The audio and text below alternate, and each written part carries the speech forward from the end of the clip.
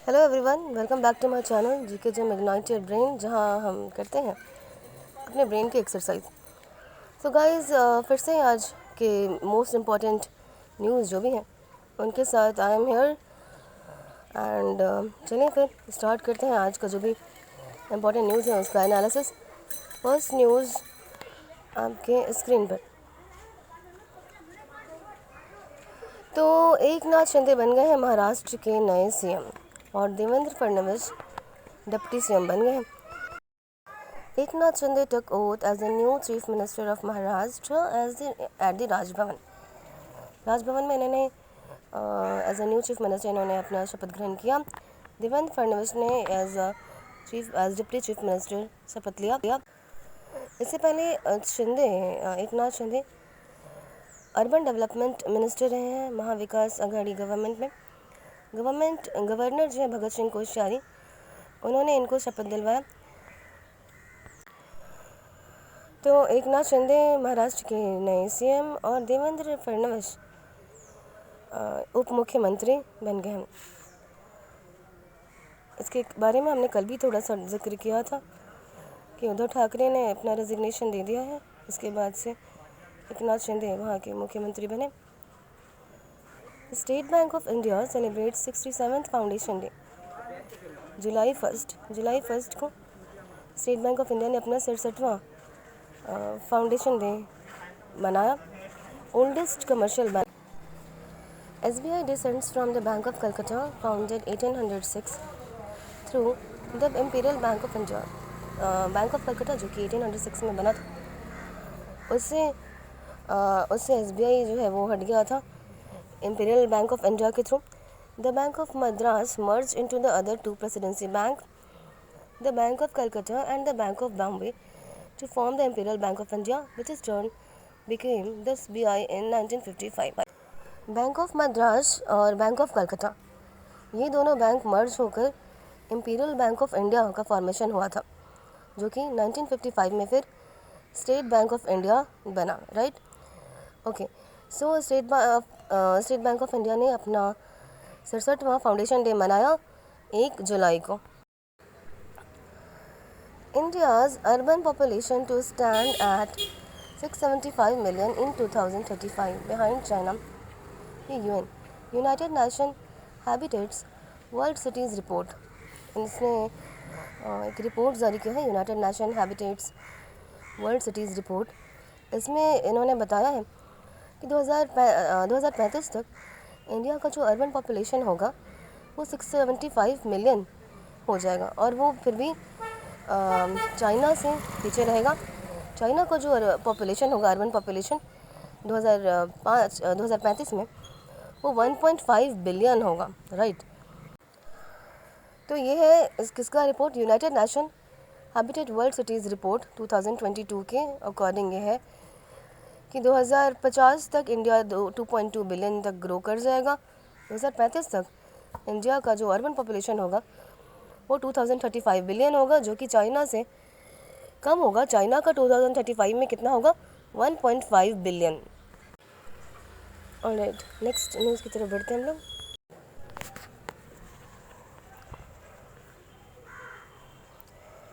National doctors day जुलाई 1, तो 1 जुलाई को 2 दिन सेलिब्रेट हुआ। एक तो SBI ने अपना फाउंडेशन डे मनाया और दूसरा नेशनल डॉक्टर्स डे भी 1 जुलाई को मनाया जाता है। National doctors day celebration in India कब से शुरू हुआ? ये 1991 से। On July 1 to honour doctor Bidhan Chandra Roy और BC Roy, whose birth and death anniversary both fall on July 1। तो कितना अच्छा कोइंसिडेंस है इनका, देखो ज़रा। इनका जन्म भी 1 जुलाई को ही हुआ और डेथ भी 1 जुलाई को ही हुआ। तो doctor Bidhan Chandra Roy, doctor BC Roy, इनके मेमोरी में 1 जुलाई को नेशनल डॉक्टर्स डे मनाया जाता है। वो बहुत ही फेमस फिजिशियन और फ्रीडम फाइटर रहे हैं वेस्ट बंगाल से। He also become the chief minister of West Bengal from 1948 till his death in 1962। तो वो CM भी रहे हैं वेस्ट बंगाल के। कब से कब तक? 1948 से लेकर 1962 तक। तो डॉक्टर BC रॉय की मेमोरी में मनाया जाता है ये नेशनल डॉक्टर्स डे। थीम क्या था इस बार का? Family doctor on the front line. Family doctors on the front line, ये नेशनल डॉक्टर्स डे का थीम था। तो आप गाइस इसको ऐसे याद रख सकते हो कि ऐसे तो कि अभी जैसे पैंडेमिक था, हर तरफ जितने भी हॉस्पिटल थे, जितने भी डॉक्टर्स थे, सब बिज़ी पड़े हुए थे, बिज़ी थे सबके सब एकदम से। तो अगर फैमिली में ही कोई डॉक्टर है तो आप कंसल्ट करके आराम से दिखा सकते हो, है ना, फैमिली डॉक्टर से। अदरवाइज़ आपको लंबी लंबी लाइनें लगनी पड़ेंगी। ओके, तो आप ऐसे ऐसे करके याद कर सकते हो कि 2022 का क्या थीम था, family doctors on the front line. Doctor Roy was conferred with the honour of Bharat Ratna on 4 February 1961। Doctor BC Roy को भारत रत्न से भी सम्मानित किया गया 4 फरवरी 1961 में, राइट। तो नेशनल डॉक्टर डे मनाया जाता है BC रॉय के मेमोरी में, जिनका जन्म और निधन दोनों 1 जुलाई को हुआ। 1948 से 1962 तक वो चीफ मिनिस्टर भी रहे वेस्ट बंगाल के, और डॉक्टर्स में ये फेमस फिजिशियन और फ्रीडम फाइटर भी थे। थीम था family doctors on the front line. Ketanji Brown तो Jackson sworn and becomes first black women on US Supreme Court. तो ब्राउन मुंडे तो नहीं, ब्राउन कुड़ी, जैक्सन ब्राउन कुड़ी, आप ऐसे याद कर सकते हो, ब्राउन इनके नाम में ही है, ब्राउन, राइट। तो ब्राउन कुड़ी जैक्सन जो है वो बन गई है सुप्रीम कोर्ट की फर्स्ट ब्लैक वुमेन, कहा कि US की। The 51 years old Jackson is the courts 116th justice, 116 justice है ये। जैक्सन अ फेडरल जज सिंस 2013 से ये जज रही हैं। इज ज्वाइनिंग 3 अदर वुमेन, 3 और वुमेन इनके साथ हैं। The first time 4 women will serve together on the 9 member court. पहली बार ऐसा हो रहा है कि 4 वुमेन, 9 मेंबर का कोर्ट है जिसमें 4 वुमेन एक साथ काम कर रही हैं। तो किटांजी ब्राउन, ब्राउन कुड़ी, किटांजी ब्राउन, ब्राउन कुड़ी, ब्राउन जैक्सन बन गई हैं US सुप्रीम कोर्ट की first black women. Next news की तरफ बढ़ते हैं। International day of cooperative 2022 on 2 जुलाई। तो भाई कोई भी डॉक्टर आपको तब तक ठीक नहीं कर सकता जब तक आप खुद उनके साथ कोऑपरेट नहीं कर लेते, है ना। जब तक आप खुद ठीक नहीं होना चाहोगे, कोई भी डॉक्टर क्या ही कर सकते हैं।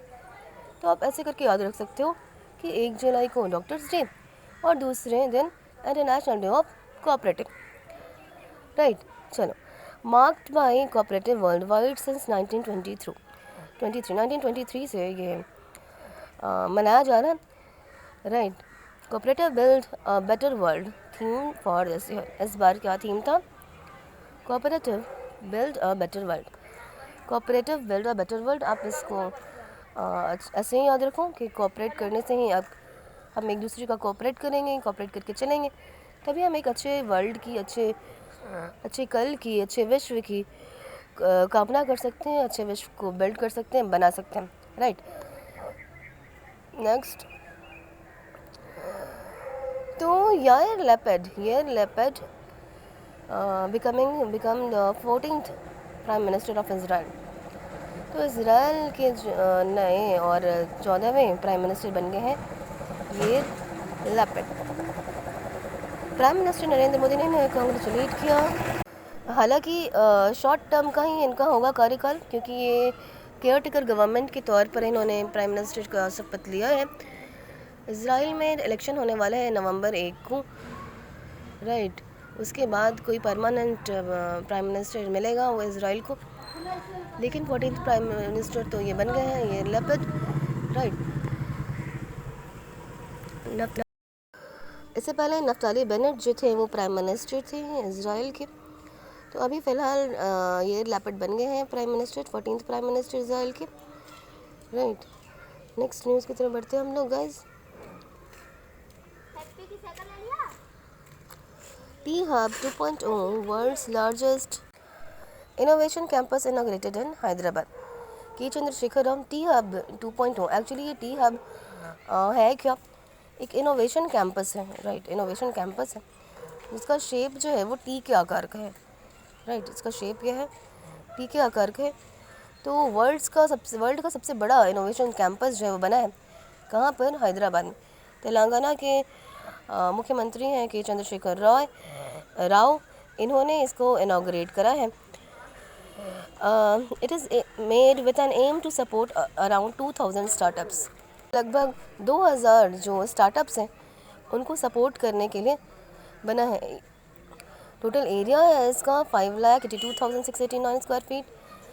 The second largest biggest being station F based in France, जो दूसरा सबसे बड़ा है वो फ्रांस में है, station F.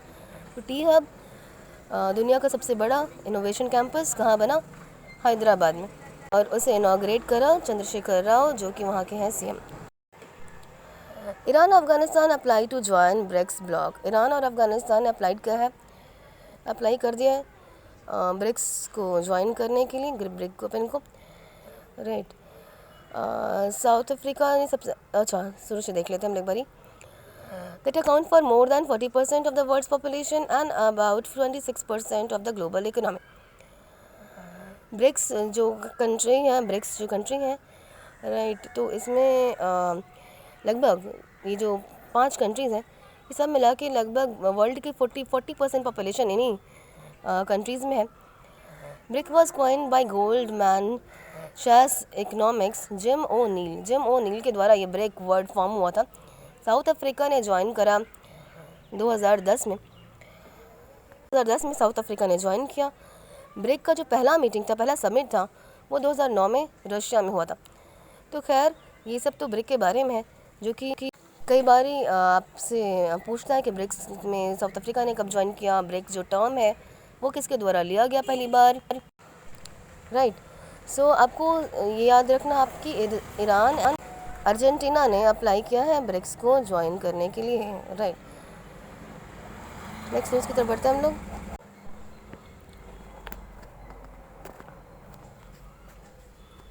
Farmer diplomat Satendra Kumar Lamba passes away at 81। Former diplomat थे, राजनयिक थे ये सतेंद्र कुमार लांबा,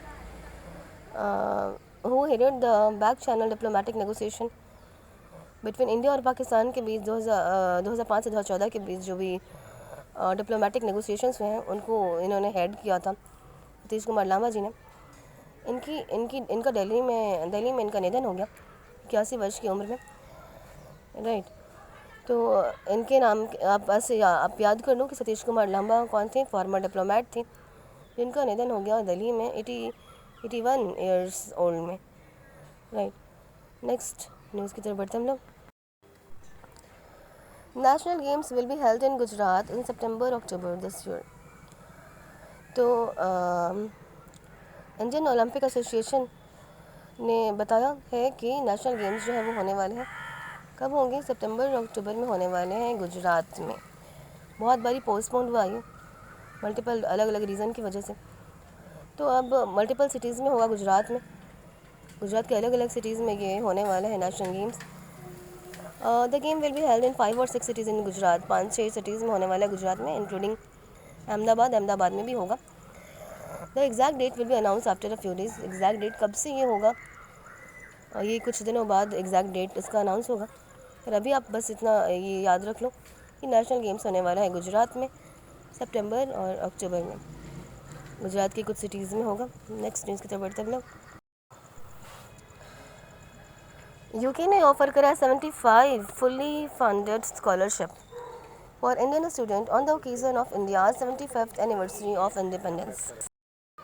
तो 75 साल जो हैं पूरे हो गए हैं हमारे इंडिपेंडेंस के, और इंडिया इज सेलिब्रेटिंग आज़ादी का अमृत महोत्सव। तो इसी पर यूके ने क्या किया है कि 75 fully funded scholarship Indian students को ऑफ़र करा है, right, in celebration of India 75th anniversary of independence. Companies जैसे कि HSBC, Pearson India, Hindustan Unilever, Tata Sons, Duolingo are supporting this special initiative को सपोर्ट कर रहे हैं। India 75 year independence. The British High Commission ने ये बताया है कि यूके ने 75 fully funded scholarship Indian student को ऑफ़र कर रहा है इंडिया के 75 वर्ष पूरे होने की ओकेज़न पर। क्रिशल जो कि हमेशा ग्रोथ बताते हैं कि जीडीपी जो है वो जीडीपी का एस्टिमेट बताते हैं कि कितना रहेगा नहीं रहेगा, राइट। तो जीडीपी ने बताया है कि 7.8 बताया था, जीडीपी ने एस्टिमेट बताया था फाइनेंशियल ईयर 2023 के लिए कि जो ग्रोथ रेट रहेगा वो 7.8 रहेगा, तो उसे 7.3 कर दिया है क्रिशल ने, राइट। डोमेस्टिक रेटिंग एजेंसी है ये क्रिशल, इसने लोअर कर दिया है, कम कर दिया, 7.8 से 7.3 कर दिया जीटीपी रेट को। नेक्स्ट न्यूज़ की तरफ बढ़ते हैं। London rank best city for student, Mumbai tops in India QS best student cities ranking. तो ये बेस्ट स्टूडेंट सिटीज़ रैंकिंग हुआ 2023 का, जिसमें जिसने ये बताया, जिसमें कि रिपोर्ट में ये बताया गया कि लंदन जो है वो स्टूडेंट्स के लिए बेस्ट सिटी है। लंदन स्टूडेंट्स के लिए बेस्ट सिटी है। और इंडिया की बात करें तो इंडिया में मुंबई टॉप पोजीशन पर है, जिसके बाद Bangalore, then Chennai and Delhi, right. तो लंदन सबसे बेस्ट सिटी है स्टूडेंट्स के लिए according to QS best student cities ranking 2023। Among Indian cities Mumbai tops, and उसके बाद सेकंड पोजीशन पे बेंगलोर, थर्ड चेन्नई एंड उसके बाद दिल्ली।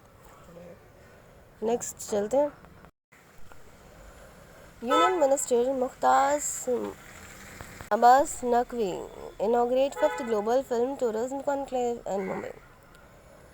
यूनियन मिनिस्टर ने किस चीज़ के, ये माइनॉरिटी अफेयर्स के यूनियन मिनिस्टर हैं मुख्तार अब्बास नकवी, इन्होंने इनॉग्रेट किया है 5वां global film tourism conclave, right.